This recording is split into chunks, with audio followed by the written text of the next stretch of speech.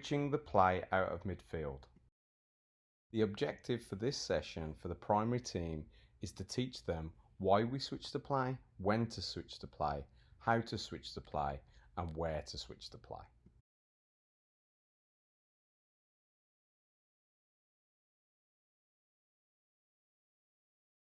This exercise is a passing pattern. 10 passes to 9, who lays the ball back to 8. 8 switches the ball to 11. When 11 gets the ball, they must cut inside and shoot with their right foot. The next ball starts with 8 and goes the other way. Players can return back to position if you wish, for players to get more repetition in their true position, or for younger players you can move them forward to where they pass the ball. In this next progression, 10 passes to 9, who lays the ball back to 8. 8 switches the ball to 11. When 11 gets the ball, they aim across into the middle. The 4 players must time their runs into the box in order to finish from the cross.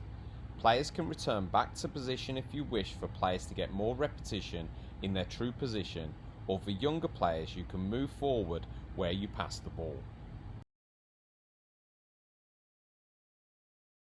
Here we have a 5v2. The exercise starts with 10 passing to 9, who lays the ball back to 8. 8 switches the play to 11. When 11 gets the ball, the defenders are allowed to defend. The exercise now becomes a 5v2 with 11 having choices. He can beat the player on the inside or the outside for the shot or the cross, or lay the ball back to 10 in order to switch the play. Players can return back to position if you wish, for them to get more repetition for their true position, or younger players can move up to where they pass the ball. In this final progression of this exercise, we add in the right and left back for the defending team to create a 5v5, including the keeper, scrimmage. This exercise is a 5v5 that starts with a passing pattern.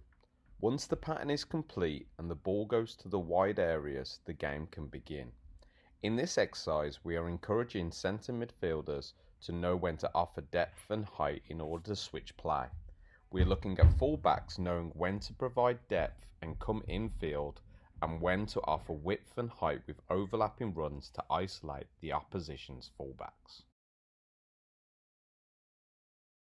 This is a 8v7 exercise, with one team going to the 3 counter goals and blue team going to the big goal. The exercise starts with a passing pattern. Once the ball goes to the wide areas, it becomes a regular scrimmage. We have a neutral player operating as a centre back for blue and a centre forward for red. This enables the team in possession to have one extra man in order to keep possession. The objective of the exercise is to see 2 and 3 provide height and width in overlapping runs or support play on the inside.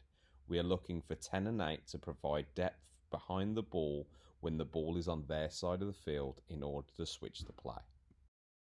Always end practice with the actual game, with regular rules, a goal on each side of the field, and even amount of teams. Try to find 1 to 2 moments to coach in a realistic environment.